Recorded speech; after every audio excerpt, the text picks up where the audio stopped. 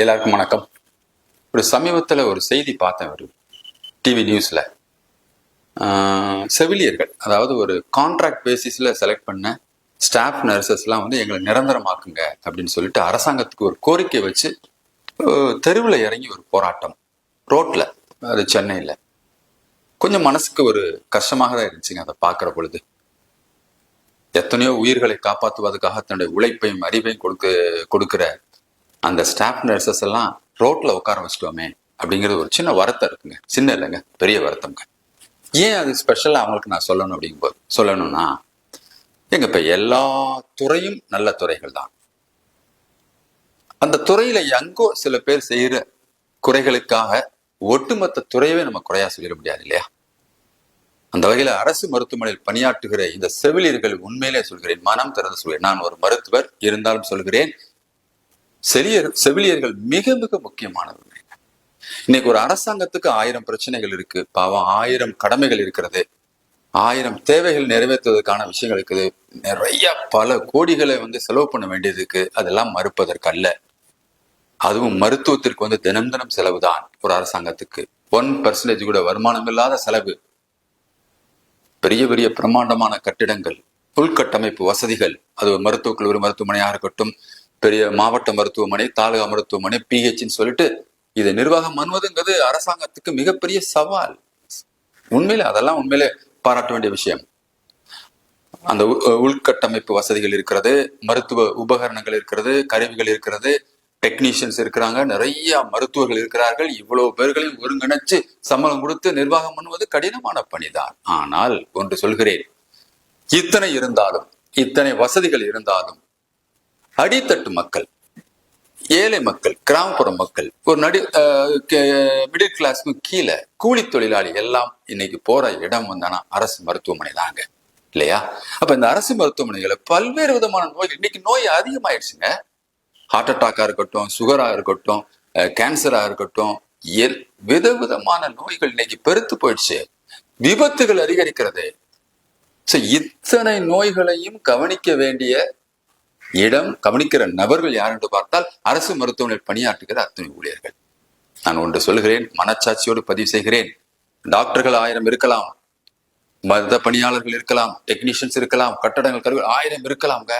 ஆனால் இந்த உயிர்களை பாதுகாப்பது என்று சொன்னால் முதன்மையான இடம் இந்த செவிலியர்கள் தாங்க, ஸ்டாஃப் நர்சஸ் தாங்க நான் கொடுப்பேன் நான். ஏன்னா 24 மணி நேரமும் அவங்க தாங்க பணியாற்றுறாங்க. ஒரு மருத்துவர் போய் ஒரு இன்ஸ்ட்ரக்ஷன் சொல்லிட்டு வந்துருவாங்க. ஒரு டெக்னீஷியன்ஸ், லேப் டெக்னீஷியன் அந்த நேரத்துக்கு மட்டும் போய் டெஸ்ட் பண்ணிட்டு போயிடுவாரு. ஆனால் நோயாளி கூடையே இருந்து நோயாளிக்கு ஒரு எமர்ஜென்சி, ஒரு ஐசியூ, ஒரு ஐஎம்சியூ, ஒரு ஹெட் இன்ஜுரி ஆச்சு, ஒரு ஆக்சிடென்ட் ஆச்சு, ஒரு கேஷுவாலிட்டி, அனைத்து விதமான துறைகளையுமே 24 மணி நேரம் யாராவது ஒரு நர்ஸ் பணியாற்றி கொண்டே இருப்பார் என்று சொன்னால் அது செவிலியர்கள் தாங்க. அவர்கள் உண்மையிலே நான் மனம் திறந்து பாராட்டணும், நன்றியோடு நம்ம நினைச்சு பார்க்க வேண்டிய ஒரு துறை அது. அவர்களை ரோட்டில் உட்கார வைப்பது கஷ்டமாக இல்லையா? இந்த அரசாங்கத்துக்கு ஒரு ரிக்வெஸ்ட் பண்ணணும்னு நினைக்கிறேன். இன்றைக்கெல்லாம் வந்து சர்வீஸ் குறைஞ்சிக்கிட்டே வருது. எத்தனை பேர் வந்து இது மாதிரியான துறையை தேர்ந்தெடுக்கிறாங்க? வேற மாதிரி ஆயிடுச்சு. இப்ப வெறும் பொருளாதாரத்துக்காக மட்டுமே இந்த துறையை தேர்ந்தெடுத்து வரல, அதை தாண்டி இந்த சமூகத்துக்கு ஒரு மருத்துவ ரீதியான ஒரு சர்வீஸை பண்ணணுங்கிற எண்ணத்தோடு தானே அவங்க அந்த துறையை தேர்ந்தெடுக்கிறாங்க. டிப்ளமோ நர்சிங்கு, ஒரு பிஎஸ்சி நர்சிங், அந்த மாதிரி. இப்ப அவங்களுக்கான உரிய அங்கீகாரத்தையும் உரிய பொருளாதாரத்தையும் கொடுக்க வேண்டியது ஒரு அரசாங்கத்துடைய கடமை இல்லையா? ஏன் சொல்லனா, அரசாங்கம் இப்ப 3ஆ பிரிச்சிருக்கு. ஒண்ணு, நேரடியாக அரசாங்கம் தேர்ந்தெடுக்கிற நிரந்தர ஸ்டாஃப் நர்சஸ், பெர்மனன்ட் ஸ்டாஃப், அவங்க அது அரசாங்கம் நல்ல சம்பளம் கொடுக்குது. இரண்டாவது யாருன்னு பாத்தீங்கன்னா கான்ட்ராக்ட் பேசிஸ்ல எடுக்குது. இப்ப பிரச்சனை இந்த மாதிரி பண்ண அந்த கான்ட்ராக்ட் பேசிஸ்ல போனவங்க என்றைக்காவது ஒரு நாள் நம்மளை நிரந்தரம் செய்து விடுவார்கள் அரசாங்கம் என்ற நம்பிக்கையோடைய தன்னுடைய கடினமான வீட்டு சூழல், குடும்ப சூழலையும் தாண்டி உழைப்பையும் அறிவையும் டெடிகேட் பண்ணிருக்கிறாங்களே, அவர்களுக்கு என்ன இந்த அரசாங்கம் கொடுக்க போகிறது? சம்பளம் தான் கொடுக்குறோமே. ஏன் சம்பளம் கொடுக்குறீங்க, அது ஒரு விதமான சம்பளம் தான். அதை தாண்டி அவருக்கான அங்கீகாரம். மூன்றாவது ஒண்ணு இருக்கு, யாரும் பாத்தீங்கன்னா ஸ்கீம் சிஸ்டம் சொல்லிட்டு அதுல தேர்ந்தெடுக்கிறாங்க. அவங்களுக்குலாம் 8000 தான் முதல் சம்பளம். அடுத்தடுத்த வருஷத்துக்கு கூடுமா என்னன்னு தெரியல எனக்கு, பட் அடிப்படை சம்பளம் 8000 தான் இருக்குது. இந்த 8000க்கு எத்தனை மணி நேரம் அவர்கள் உழைப்பை கொடுக்கிறார்கள்? அதனால என் அரசாங்கத்துக்கு உண்மையிலேயே பொதுமக்கள் சார்பான ஒரு வேண்டுகோளை நான் வைக்க நினைக்கிறேன். எல்லாருடைய சார்பாக, மக்கள் சார்பாக, நிச்சயமாக செவிலியர் சார்பாக அல்ல, இந்த மக்கள் சார்பாக. ஏன்னா இந்த மக்கள் ஆரோக்கியமாக இருக்குன்னா, ஒரு நோயின்னு போட்டானா சந்தோஷமாக அல்லது நல்ல விதமா வெளியே வரணும்னா அந்த ஸ்டாஃப் நர்ஸால தான் நாடி அவர்களுக்கு நாங்கள் நன்றி கொடுக்க நினைக்கிறோம். அவர்கள் நம்ம நல்லா சந்தோஷமா வச்சுக்கணுங்க.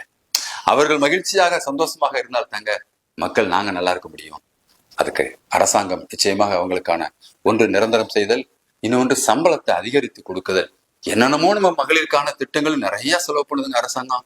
ஆனா என்னை பொறுத்தமட்டில் மகளிருக்கான திட்டத்தில் முதன்மையாக கொடுக்க வேண்டியது அரசு மருத்துவத்தில் பணியாற்றுகிற அத்துணை செவிலியர்களுக்கும் சந்தோஷத்தை கொடுப்பதுங்க, மகிழ்ச்சியை கொடுப்பது, உரிய சம்பளத்தையும் நிரந்தரமாக்குவது. நன்றி, வணக்கம்.